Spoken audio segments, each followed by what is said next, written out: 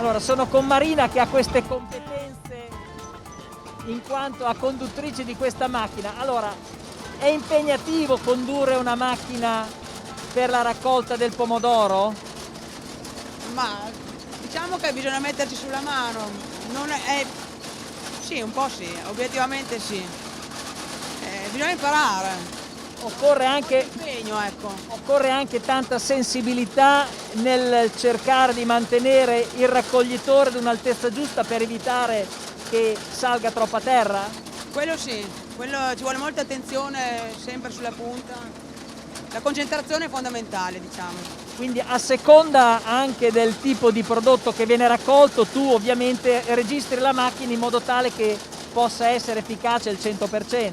Sì, sì, a seconda del pomodorino o cambi dei pezzi, la registri, la tari, anche le foto, cioè anche solamente le selezionatrici vanno tarate a seconda delle dimensioni del pomodoro, a seconda del terreno anche, per via di regolargli le sensibilità, cose del genere, quello sì.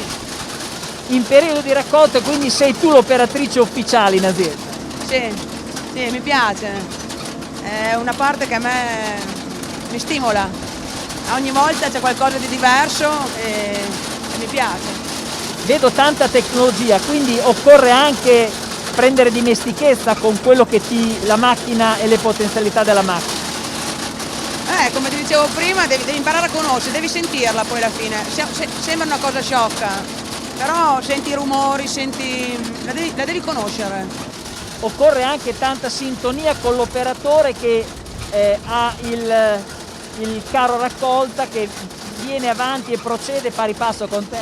Sì, sì. Infatti i primi giorni che cominciamo a conoscersi, ma qui è proprio una questione di conoscersi, in qualsiasi posto dove ti metti, poi impari a gesti così e lui continua, quando praticamente crei questa sintonia riesci a gestirla, che diventa quasi una danza, insomma, non so come dire. Senti, quante tonnellate riesce a contenere un cassone, un camion come quello?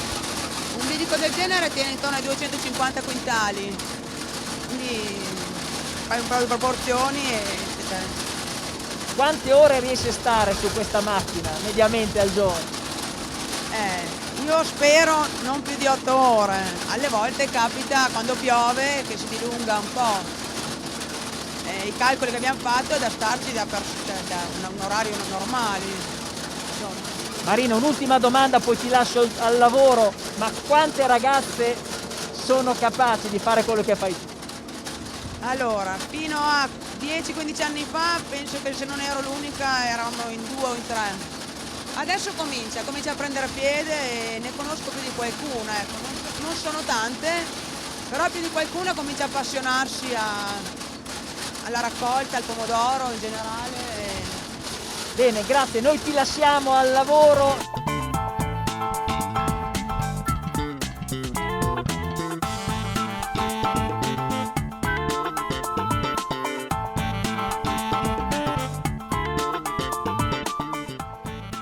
Come si sta evolvendo il settore sementiero riguardo appunto il pomodoro all'industria. Ne parlo con Alberto Baratta, che è qua in questo campo di Stefano. Allora, che cosa succede? C'è un cambio anche in questo settore? Il settore si sta orientando verso altre produzioni, quindi altre sementi, perché il mercato lo richiede? Sì. Noi stiamo cercando di puntare soprattutto su dei prodotti alternativi, come potrebbero essere questi mini pomodori, perché hanno, diciamo, delle caratteristiche organolettiche superiori a un pomodoro tradizionale, diciamo, da salsa. E quindi si sta puntando su questi prodotti proprio con sapori da pomodoro di una volta. In più si sta cercando anche, non so, colorazioni diverse, si cercheranno i pomodorini gialli o aranciati, in alcuni casi ci sono dei pomodori rosa che hanno delle buone caratteristiche organolettiche, mentre invece se parliamo di un pomodoro tradizionale, cioè convenzionale, quello da 70-80 grammi diciamo per polpa e passata.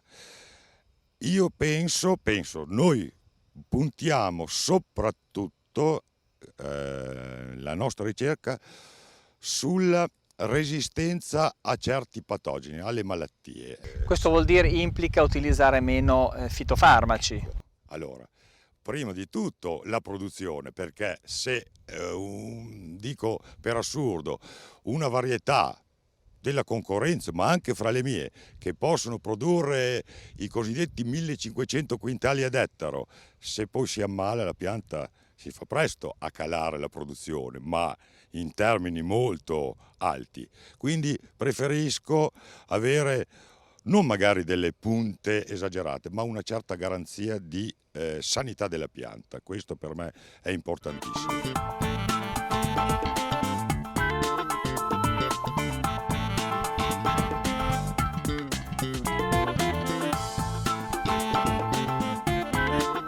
Continuiamo a parlare di pomodoro, ci siamo trasferiti a qualche chilometro di distanza rispetto all'azienda di Boschi, siamo a Collecchio, sempre nel Parmense, area questa che è molto conosciuta nel territorio di Parma perché da qua insomma è nato, diciamo, la produzione di pomodoro da industria. Dico bene, Davide? Sì, quest'area è sopra la via Emilia, è una zona storica del pomodoro di Parma, per cui c'è una tradizione. Da anni c'erano anche parecchie piccole industrie di trasformazione che purtroppo nel tempo sono venute a mancare per ottimizzare quella che è la trasformazione. Comunque sicuramente è un territorio evocato a livello qualitativo molto, molto alto. Le produzioni sono sicuramente un po' più basse rispetto ad altri territori, ma perché? Perché viene compensata da questa alta qualità. Ancora da Terino, questa è l'azienda di Strinati Lorenzo che è qua con me. Buongiorno Lorenzo. Gli passiamo subito il microfono, un'azienda vostra giovane perché siete in una famiglia strutturata, avete quanti ettari di pomodoro? 160 ettari di pomodoro e in questo caso da Terino quanti?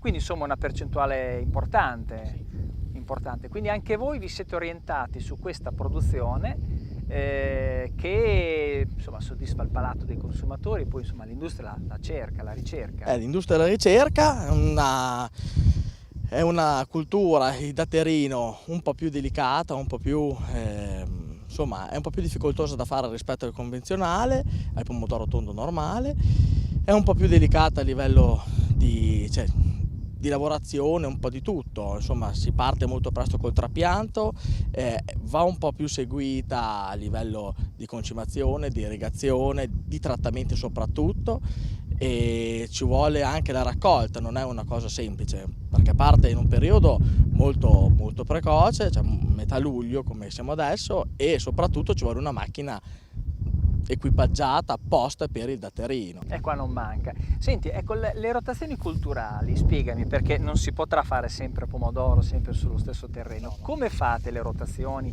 per fare in modo che ci sia sempre una produzione buona e che non stanchi il terreno? E niente, praticamente noi facciamo, non so, quest'anno, il 2020, c'è pomodoro, in questo caso da Terino, poi viene passato nel 2021 sicuramente a grano o comunque un'altra cultura da rotazione e via, almeno un anno sì, un anno no, per non dire 2, se si riesce appena, insomma, fare 2 anni di stop del pomodoro, perché sono culture un po' intensive che il terreno E quindi ne bisogna risente. ogni tanto farlo riposare. Sì, insomma.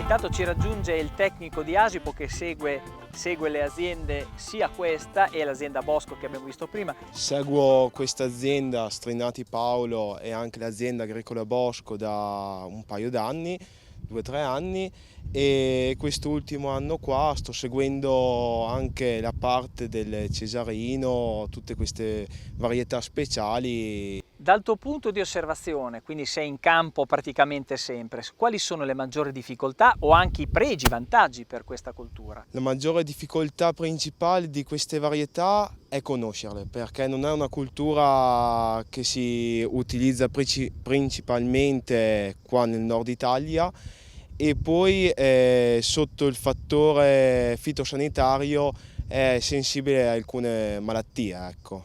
Quindi bisogna essere molto attenti, insomma, in questa fase qua. Dobbiamo essere presenti in campo settimanalmente insieme ai nostri agricoltori. Quindi insomma, però alla fine la soddisfazione c'è, insomma, sia per l'agricoltore e anche per voi tecnici che seguite questa coltura. Assolutamente sì, perché quando dai un consiglio a un agricoltore che magari ha anche per parecchi anni che conosce il pomodoro, però cerchi sempre un'innovazione, cerchi di migliorare e di produrre insomma un buon pomodoro. Beh, insomma, io direi che con queste parole possiamo concludere questa nostra chiacchierata sul pomodoro.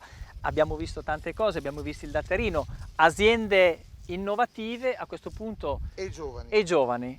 Saluto i miei amici e vi do appuntamento sempre su A Cielo Aperto. Nel frattempo noi continuiamo con i frutti della terra dopo un po' di pubblicità.